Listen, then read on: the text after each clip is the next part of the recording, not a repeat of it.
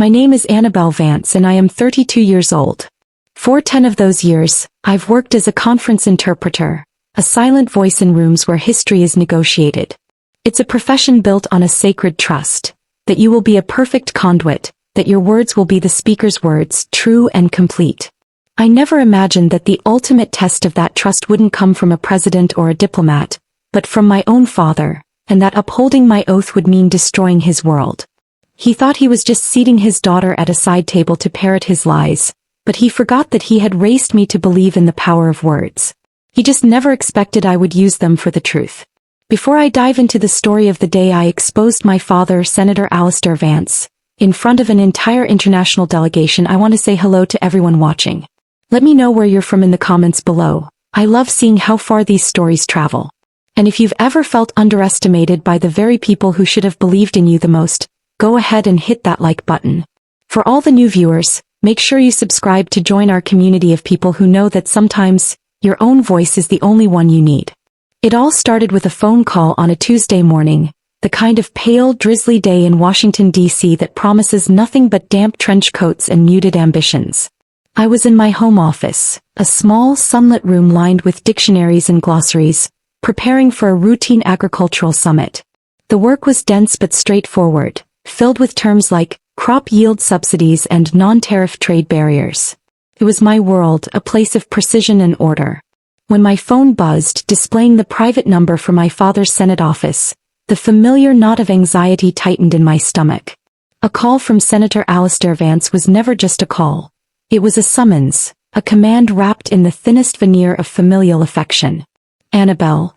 His voice boomed through the speaker, too loud, too confident, as if he were addressing a rally and not his daughter. There was no, hello, no, how are you? That was his way. Efficiency was his brand. Clearing your schedule for next week. I need you. I took a slow breath, steadying myself. Hello, Dad. I have a commitment next week. The Pan American Agricultural Council. A huff of impatient air. I could picture him perfectly, leaning back in his enormous leather chair, his desk a vast expanse of polished mahogany, a flag pin gleaming on the lapel of his perfectly tailored suit. He was a man who occupied space, who expected the world to rearrange itself around him. Cancel it, he said, not as a suggestion. This is more important. The Global Progress Initiative. Preliminary trade talks with the Franco-Chinese Consortium. This is my flagship project. You'll be my interpreter. The Global Progress Initiative. It was all over the news, a massive infrastructure and trade deal he was championing. He sold it to the public as a landmark piece of 21st century diplomacy, a project that would create jobs and foster international cooperation. He spoke of it with a messianic fervor that always made my skin crawl. Dad, that's a huge undertaking, I said, my mind racing. You need a team for that, a whole booth of interpreters, people who have been prepping for months. Nonsense, he scoffed. This is a preliminary discussion. Intimate. I want you there. It's a family matter, Annie, and frankly, it's a good opportunity for you. Time you did something with a bit more weight. There was the casual, cutting dismissal of my entire career. A career I had painstakingly built. A career in which I was highly respected. To him, my work was a flighty hobby until it could be of service to him. Then and only then did it have weight. My work has plenty of weight, I said, my voice colder than I intended. Of course, dear, he said, the placating tone more insulting than an open argument. Just be at my office Monday morning. 9 o'clock. My chief of staff, Marcus, will brief you. Don't be late. The line went dead. He hadn't asked. He had informed. I was left sitting in the quiet of my office, the scent of old paper and ink suddenly feeling fragile, insignificant. The agricultural summit felt a world away. I had been drafted into my father's world, and the knot in my stomach told me this was no mere family favor. This was a command performance. My professional instincts, the very ones my father so casually dismissed, took over. If I was going to do this, I would do it right. I started with the public-facing documents on the Global Progress Initiative. They were glossy and full of inspiring language. Sustainable development, mutual prosperity, eco-conscious engineering. It was a masterpiece of political public relations. But my job is to understand what is said, not just what is written. I spent the next 2 days diving deep, using secure academic databases and reaching out to a few trusted contacts in the international journalism community under the guise of general professional curiosity. The first person I called was Dr. Lena Petrov, my former mentor at the institute where I trained. She was a legend in the field, a woman who had interpreted at the highest levels of Cold War disarmament talks. Her mind was a steel trap, and she had an unfailing nose for political doublespeak. The GPI? She'd said over a secure video call, her face etched with concern. Be careful, Annabelle. That's Alistair Vance's baby, isn't it? The word in Brussels is that the numbers don't add up. The projected profits for the investors are astronomical, but the public benefit analyses are creative, let's say. Very creative. She pointed me toward a few European environmental watchdog groups.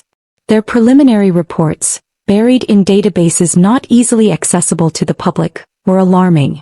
They spoke of a massive hydroelectric dam project in a sensitive South American ecosystem, the Atacama region. The official GPI prospectus mentioned it only in passing as a clean energy component. But these reports, filled with geological surveys and ecological impact studies, painted a different picture.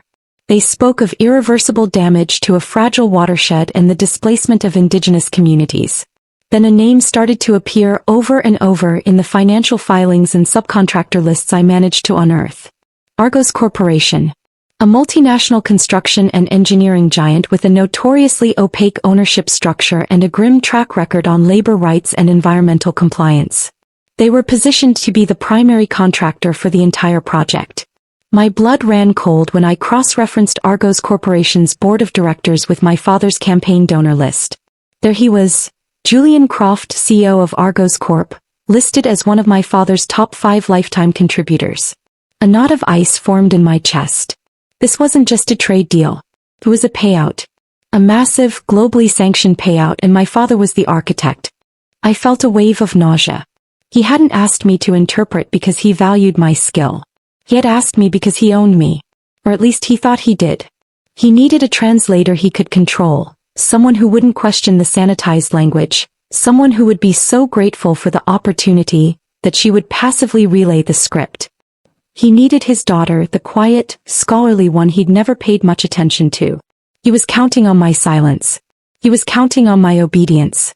The weight he'd spoken of was the weight of his corruption, and he wanted me to help him carry it. That night, unable to sleep, I found myself thinking about my brother, Robert. It was a familiar, painful path for my thoughts to walk. Robert was the golden child, the son who had followed in our father's footsteps. He was a lawyer, already a partner at a prestigious DC firm, with a clear trajectory toward politics.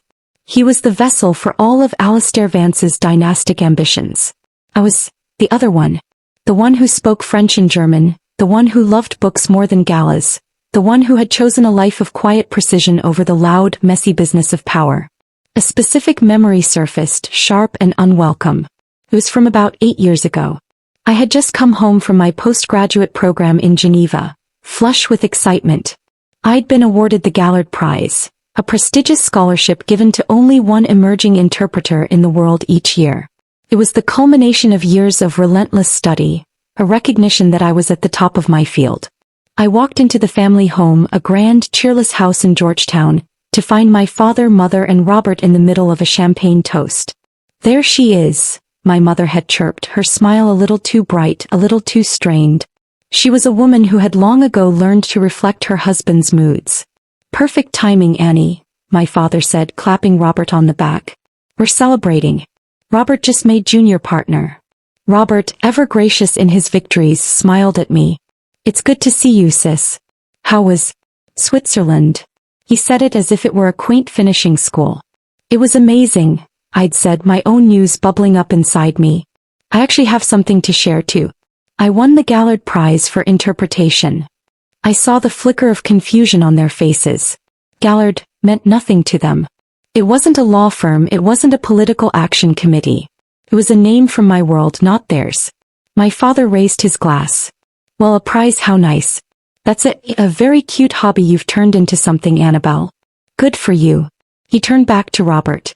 Now, son, about the Henderson merger. I spoke to Judge Carmichael. And that was it. My moment, the biggest professional achievement of my life, was reduced to a cute hobby and dismissed in less than 10 seconds. I stood there holding my luggage, the chill of the marble floor seeping into my shoes. I watched them talk, their world so seamless, so self-contained, so utterly certain of what mattered. Robert's partnership was real. It was power, money, influence. My prize was cute. An abstraction. I learned a profound lesson that day. To my father, success was not measured in excellence or dedication. It was measured in proximity to him, to his world, to his values. My path had taken me away from that, and in his eyes, that meant I had become smaller. That memory fueled a slow-burning fire inside me. He had been underestimating me my entire life. Now he was counting on it. Monday morning arrived with a sense of grim inevitability. I walked into the Hart Senate office building, a place I had avoided for most of my adult life. The air buzzed with an energy I found deeply unsettling, a mixture of ambition, fear, and manufactured importance. My father's office was like a shrine to himself. The walls were covered with framed photos of him shaking hands with world leaders, signed legislation, and a massive, flattering oil portrait that made him look more like a Roman emperor than a public servant. Marcus Thorne, my father's chief of staff, greeted me with a smile that didn't reach his eyes. He was a man in his late 40s who had perfected the art of sycophantic efficiency. He saw me not as the senator's daughter, but as a temporary, unpredictable variable in his carefully managed equation. "Annabelle. Good of you to make it." He gestured toward a chair that was conspicuously not one of the comfortable leather ones in front of my father's desk. My father was on the phone, waving me in with an imperious flick of his hand. He finished his call and fixed his gaze on me. "Right, Annabelle. This is the preliminary meeting. We're laying the groundwork, establishing trust. The key is to project confidence and simplicity. We don't want to get bogged down in the technical minutiae. That's for the aides to handle later." Marcus slid a thin file across the desk toward me. It was bound in a glossy blue cover stamped with the GPI logo. "This is all you'll need," he said. "It contains the key talking points and the approved terminology. We need the messaging to be consistent." I opened it. It was a joke. It wasn't a briefing, it was a script. The language was vague and aspirational, filled with the same empty phrases I'd seen in the public brochures. There were no hard numbers, no project timelines, no mention of Argos Corporation. There was a glossary in the back. Next to the term land readjustment, the approved French translation was réaménagement foncier, a soft, bureaucratic term that implied minor administrative changes. The more accurate and more alarming term would have been delocalization foresee, forced relocation.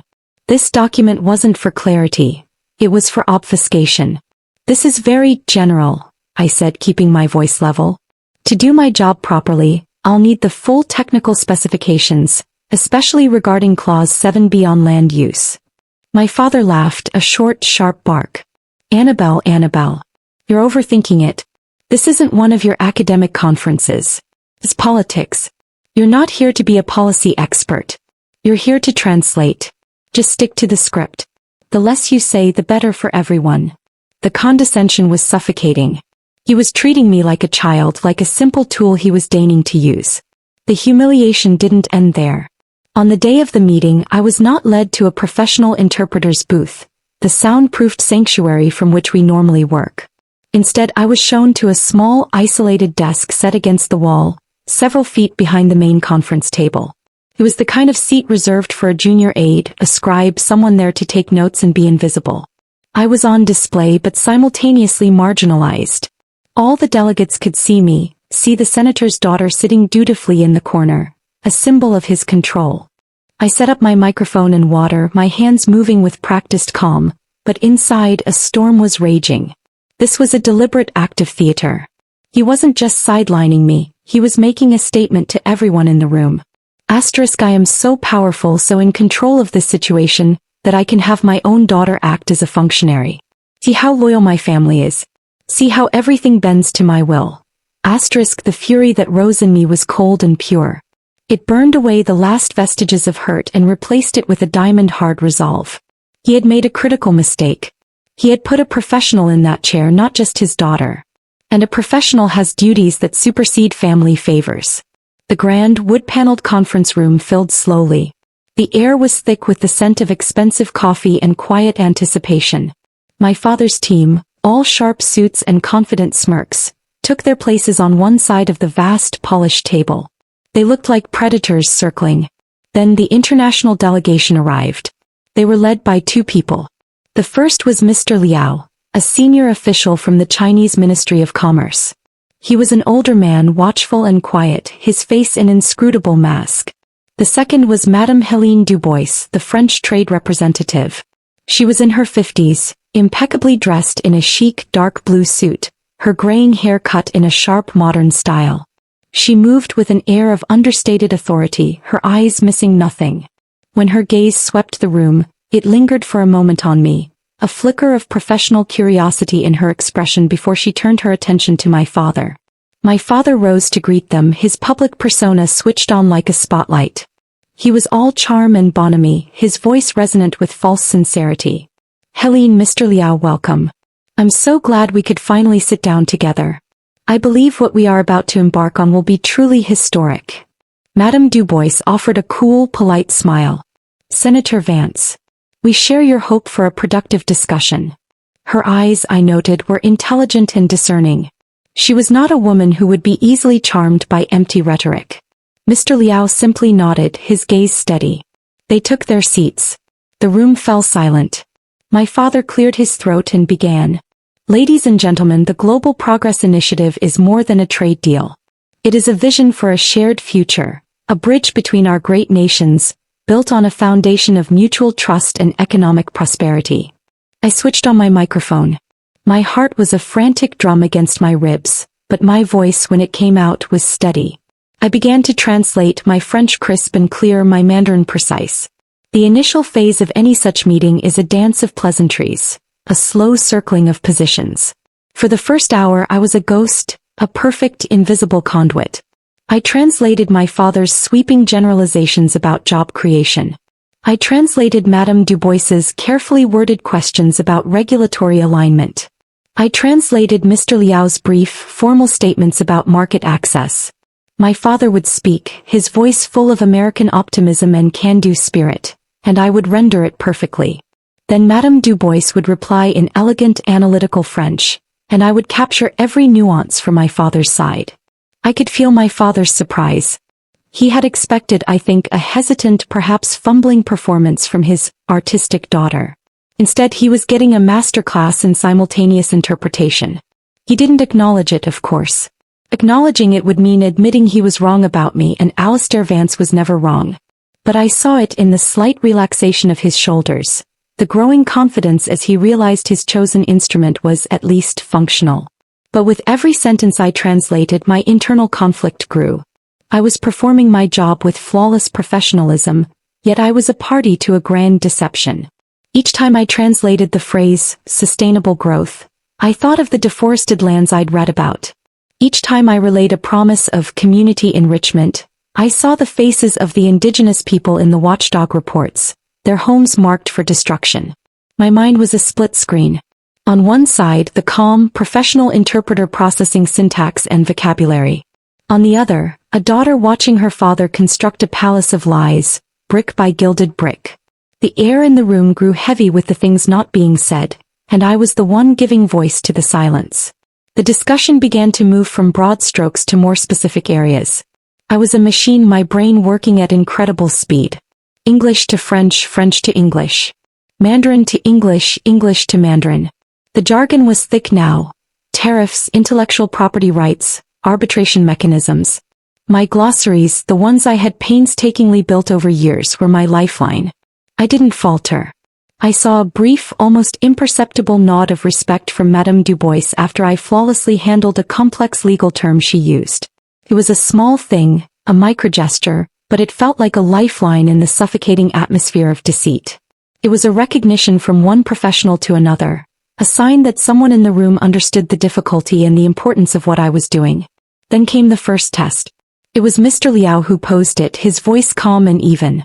"Senator Vance, your proposal speaks of new labor opportunities.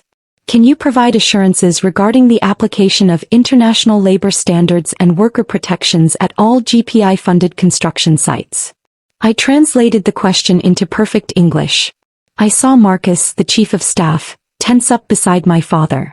This was off script. My father, however, was a master of the political pivot. He smiled warmly. An excellent and vital question, Mr. Liao. Let me be unequivocally clear. We are deeply committed to the welfare of every worker. The GPI will not only adhere to but will set a new global standard for labor practices. We see the workforce as our partners in this great enterprise. It was a beautiful answer. It was also completely meaningless. It was a cloud of positive words that contained no actual commitment. I took a breath and translated it. I didn't editorialize. I didn't change a word. I delivered his empty promise with the same professional neutrality I had used all morning. My voice was a level, emotionless instrument. My duty is to the words, I told myself, my heart pounding. Just the words. But Madame Dubois was not so easily satisfied. She leaned forward, her sharp eyes fixed on my father. She followed up on Mr. Liao's point. The senator's commitment to prosperity is admirable, she said in French, and I began to translate. We assume this includes the prosperity of the workers who will build these new infrastructures. Specifically, will the consortium be required to recognize independent labor unions and collective bargaining rights? It was a surgical strike, cutting right through the fog of my father's rhetoric. I translated her question precisely. I saw my father's jaw tighten for a fraction of a second. A muscle jumped in his cheek. It was a tiny crack in the polished facade, a sign that he was not accustomed to being pinned down. He shot a look at me. It was a glare, quick and sharp, a flash of pure anger. It was utterly irrational. I hadn't asked the question, I had merely translated it. But in his mind I was the conduit for this unwelcome scrutiny. My perfect clarity was, to him, a form of aggression. I had failed to soften the blow, to somehow protect him from the directness of her query. His look said it all. You are failing me. He recovered quickly, launching into another well-rehearsed answer about cooperative labor dialogues and modern workforce management, carefully avoiding the terms union or collective bargaining. I translated it all faithfully. But the dynamic in the room had shifted. Madame Dubois and Mr. Liao were no longer just listening. They were probing. The period of pleasantries was over. They were testing the foundations of my father's beautiful structure, and they were beginning to find cracks. And my father, unfairly, irrationally, was starting to see me as part of the problem. During a brief recess for coffee, the storm I had been anticipating finally broke, albeit in a low, controlled hurricane. As delegates mingled and spoke in hushed tones, my father strode directly to my small, isolated desk. His smile was gone, replaced by a mask of cold fury. Marcus trailed him like a shadow, his face pale and anxious. He leaned down, placing his hands on my desk, invading my personal space. His voice was a low, vicious whisper meant for my ears only. What do you think you're doing, Annabelle? I stared back at him, my expression neutral. I'm doing my job. I'm interpreting the proceedings. Don't be naive with me, he hissed. There's a tone, a sharpness. When you translated Dubois's question about the unions, you leaned into it. You made it sound like an accusation. I was stunned into silence for a moment. He was critiquing my performance based on his own paranoia. I had been nothing but a neutral vessel. Dad, I translated her words exactly as she spoke them. The precision is the point. That's the job. Your job, he snarled, his voice dropping even lower, is to facilitate this deal. Your job is to make this go smoothly. I put you in this chair because I thought you, of all people, would understand the importance of family loyalty. I thought you would be on my team. Instead, you're acting like their weapon. Marcus shifted his weight nervously. Senator, perhaps. My father ignored him, his eyes boring into mine. Let me be perfectly clear, because you don't seem to be getting it. When this meeting resumes, you will stick to the words. No flavor. No emphasis. No clarity. He spat the word as if it were a profanity. You are here to be a voice, not a mind. Do you understand me? Do not make this difficult. The threat hung in the air, thick and poisonous. Don't make this difficult for me, or I will make it very difficult for you. It was the ultimate ultimatum. He was explicitly telling me to be a bad interpreter, to strip the meaning from the words, to become a willing accomplice in his deception. He was demanding that I betray my profession to prove my loyalty to him. In that moment, standing up from my little table, looking up at his furious, commanding face, something inside me solidified. For years I had craved his approval, contorting myself into smaller, more acceptable shapes to fit into his world. But the person he was demanding I become, a mindless, soulless mouthpiece for his corruption, was a person I could not live with. The choice he was giving me was no choice at all. It was a choice between his approval and my own self-respect. And for the first time in my life I realized they were mutually exclusive. I met his glare without flinching. My voice was quiet, but it was as solid as steel. I understand my duties perfectly, Senator. I used his title deliberately. In that moment he wasn't my father. He was a client with an unethical, impossible demand. He stared at me for a long moment, searching for the familiar flicker of fear, of submission. He didn't find it. He straightened up, his face a thundercloud, and turned on his heel without another word, stalking back to his side of the room. The recess was ending. The final act was about to begin. And I knew with a terrifying, liberating certainty, exactly what I had to do. The meeting resumed. The air in the room was palpably different. The pretense of friendly cooperation had evaporated, replaced by a tense, transactional focus. They were now deep in the weeds of the proposal, specifically the section on land acquisition and development, the very heart of the deal and the very heart of the lie. My hands were steady on the desk, but my pulse was a frantic, wild thing. I felt strangely calm, the way a sailor must feel in the eye of a hurricane. The chaos was all around me, but at my center, there was a profound and unnerving stillness. Madame Dubois, ever the sharpest questioner, steered the conversation directly toward the point of no return. She adjusted her glasses, her gaze fixed on my father. Her voice, when she spoke in French, was calm but unyielding. Senator, we must return to Clause 7b, which I find to be troublingly vague on the issue of the Atacama Indigenous Territories. My government requires a more concrete assurance. Can you confirm for the record that the ancestral lands of the Tuskegee people will be explicitly and permanently protected from development under this initiative? She paused, then added the crucial follow-up. And can you also confirm that the environmental impact assessments for the region are, in fact, complete and have been certified by a fully independent third party? This was it. The moment of truth. I translated her question flawlessly. Every word was a hammer blow, dismantling the flimsy structure of my father's talking points. There was no room for evasion, no space for a pivot. It was a direct yes or no question about the lives of thousands of people and the fate of a sacred land. The entire room was silent, all eyes on my father. Marcus was sweating, a visible sheen on his forehead. Even Mr. Liao leaned forward slightly, his usual inscrutability momentarily gone. Senator Alistair Vance, however, was a performer at the peak of his powers. He leaned back in his chair, a slow, reassuring smile spreading across his face. It was the smile he used on television, the one that made voters trust him, the one that projected paternalistic wisdom and unwavering confidence. It was the biggest lie in his arsenal. He looked directly at Madame Dubois, his voice a smooth, comforting baritone. Absolutely, Helene. You have my personal assurance on that. We have completed our due diligence, and the Tuskegee people are our partners in this. The project will not just protect their heritage, it will enrich their community. There will be some minimal temporary disruption as the new infrastructure is integrated, of course, but the long-term benefit is immeasurable. It's a win-win for everyone. He delivered the lines with perfect sincerity. He used the exact English phrase, minimal temporary disruption.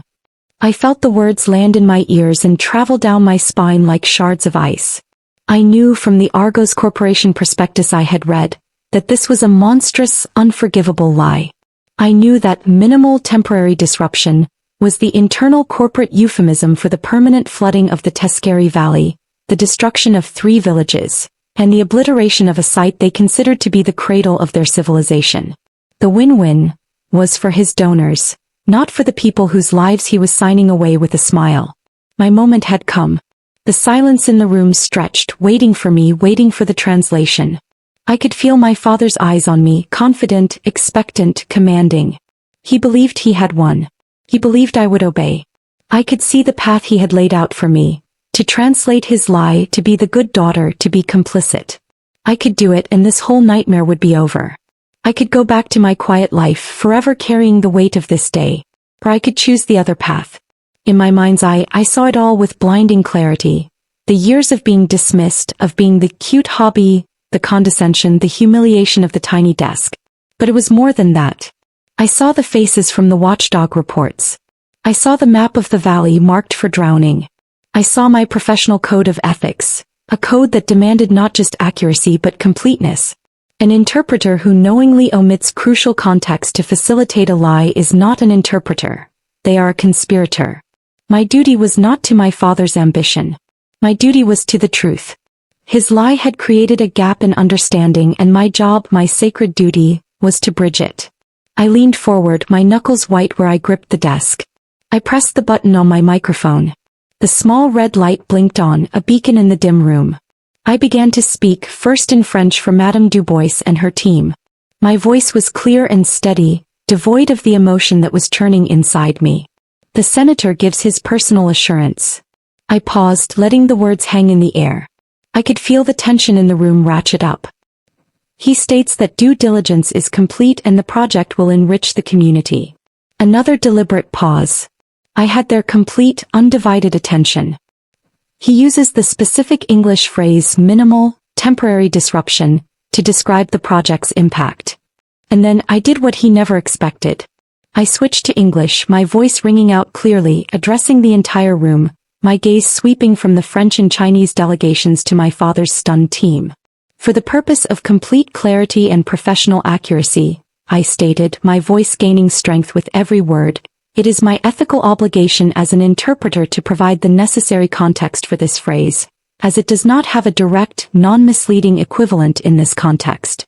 My father's face, which had been a mask of smug satisfaction, began to crumble. He started to rise to say something, but I did not stop.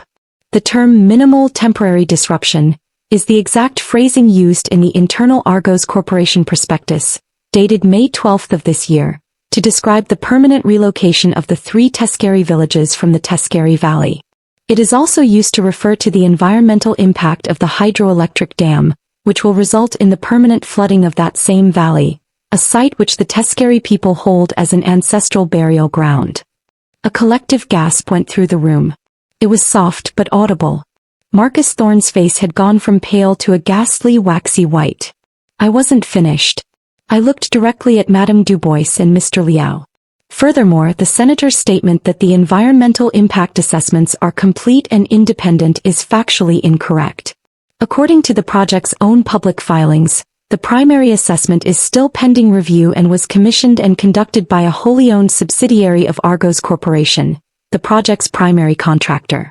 Therefore, a complete and accurate interpretation of the senator's statement is as follows. My personal assurance is that the project will proceed in a manner that permanently displaces indigenous people from their homes and sacred land for the financial benefit of my primary campaign donors. I released the microphone button. The little red light went off. The silence that followed was not empty. It was a solid thing, a physical presence in the room, pressing down on everyone. It was the loudest silence I had ever heard. My father was frozen, half standing, his mouth slightly agape. The handsome, confident mask had been shattered, and in its place was the raw, ugly face of a man caught in a lie. His skin, usually ruddy with health and power, was a mottled ashen gray. His eyes, when they finally found mine, were filled with a mixture of pure shock and a volcanic, terrifying rage. In that moment he didn't see his daughter. He saw a traitor. He saw his own ruin. Madame Dubois slowly, deliberately closed the file in front of her. The soft thud of the cover echoed in the cavernous silence. She looked from me to my father, her face a study in cold, professional fury. Mr. Liao whispered something to his aide, his face grim. The spell was broken. The deal was dead. And I had been the one to kill it. The chaos erupted the moment Madame Dubois stood and declared in icy French, "This meeting is over." The delegations gathered their papers and swept out of the room with a quiet, dignified fury, refusing to even look at my father. The room emptied in seconds, leaving only me, my father, and his shell-shocked team. The instant the doors closed, the volcano of my father's rage erupted. He didn't shout, not at first. He moved toward me, his steps heavy, his face contorted into a mask of pure hatred. "What have you done?" he whispered, the sound more menacing than any shout. He grabbed my upper arm, his fingers digging in like talons, and pulled me from my chair, dragging me into a small adjoining anteroom and slamming the door behind us. The sound echoed like a gunshot. Now the shouting began. "You," he roared, his face inches from mine, spittle flying from his lips. "You worthless, ungrateful child. You have ruined me. Do you have any idea what you've done? Everything. Everything I have worked my entire life to build, my legacy, this country's progress, all of it. Gone. For what? For some pathetic, self-righteous display." I stood my ground. The fear I should have felt was absent, burned away by the cold fire of my resolve. I looked into his raging eyes and felt for the first time a profound sense of pity for him. He was a king whose castle had just been revealed to be made of sand. "I did my job," I said, my voice unervingly calm. "A job you asked me to do. My duty as an interpreter is to the truth and to clarity. It is not to your agenda. It is not to your lies." "Duty?" He laughed, a harsh, ugly sound. "You talk to me of duty? Your duty is to your family. To the man who gave you everything. I gave you your name, your education, your life. You gave me a name I never wanted to be associated with corruption," I countered, pulling my arm from his grasp. "You gave me an education that taught me the difference between right and wrong. You seem to have forgotten that lesson yourself." His face went from red to a deep, dangerous purple. He raised his hand as if to strike me, and for a heart-stopping second I thought he would. He held it there, trembling with rage, before letting it fall to his side. He looked at me as if I were a stranger, a venomous creature he had found in his home. "You are no daughter of mine," he said, his voice dropping to a low, chilling whisper. "From this moment you do not exist. Get out of this building. Get out of my life. I am done with you." He turned his back on me, a final, complete dismissal. I walked out of the anteroom, my head held high. Marcus and the other aides avoided my eyes, staring at their shoes, at the walls, anywhere but at the woman who had just detonated their world. I went to my little desk, my station of humiliation, and began to pack my bag. My hands were trembling now, the adrenaline starting to recede, leaving a hollow, shaking emptiness in its wake. As I zipped my bag, a quiet voice spoke behind me in French. "Mademoiselle Vance." I turned. It was Madame Dubois. She had waited for me. Her expression was no longer angry. It was one of deep, sober respect.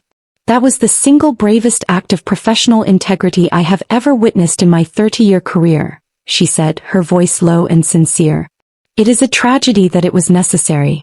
My government will be formally withdrawing from all talks related to the GPI, pending a full international investigation into Argos Corporation and its political backers." She paused, then reached into her jacket and pulled out a simple, elegant business card. "The world needs more interpreters with your courage and your commitment to the truth. If you should ever find yourself in need of a position, the European Commission has a deep and abiding respect for professionals of your caliber. That is my personal number. Call me." I took the card, my fingers closing around the thick, crisp paper. It felt like an anchor in a raging sea. "Merci, madame," I whispered, my voice thick with emotion. "Thank you." She gave me a small, sad smile and a nod, then turned and was gone. I walked out of the conference room and down the long marble hallway. My phone, which had been silent in my bag, began to buzz.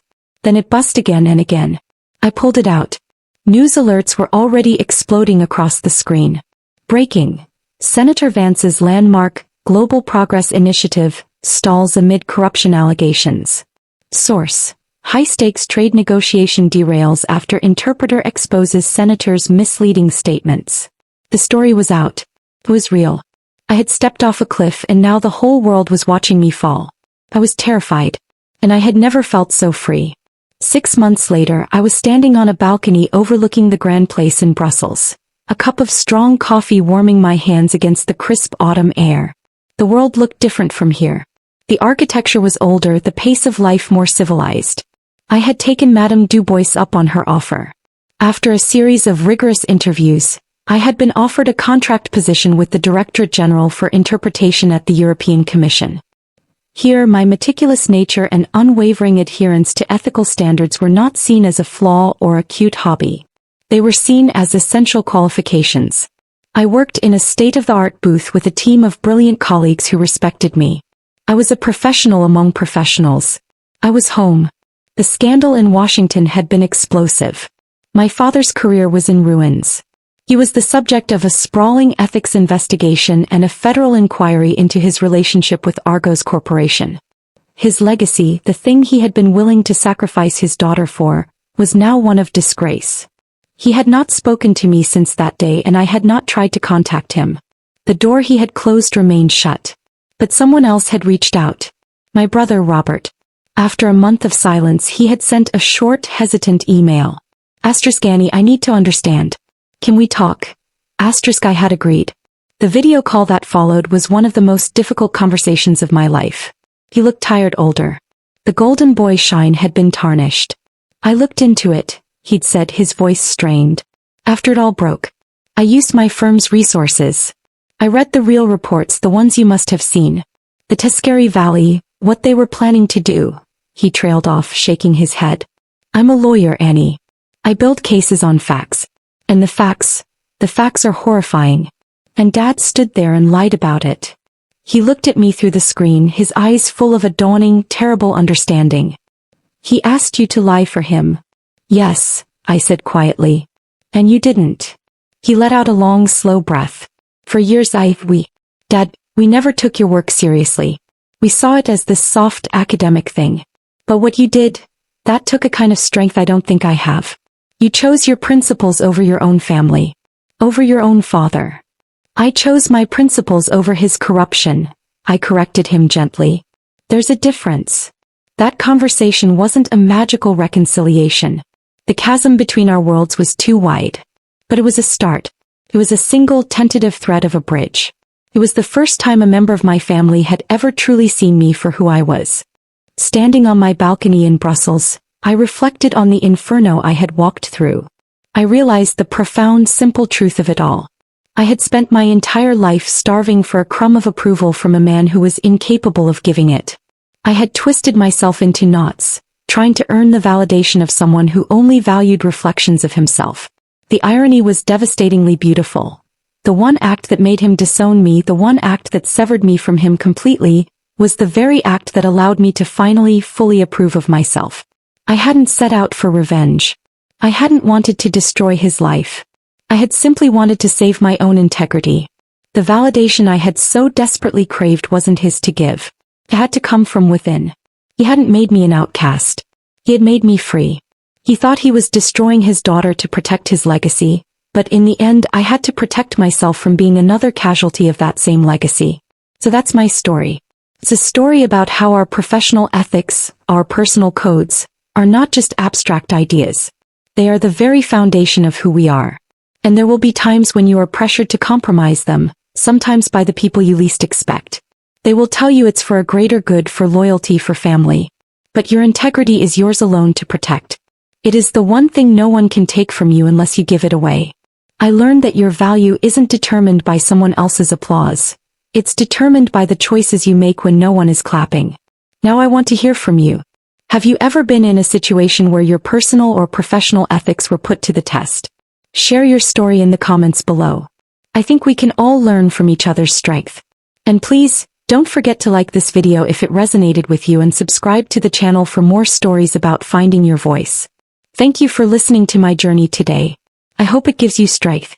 And remember, sometimes the person you need to be most loyal to is the person you're becoming.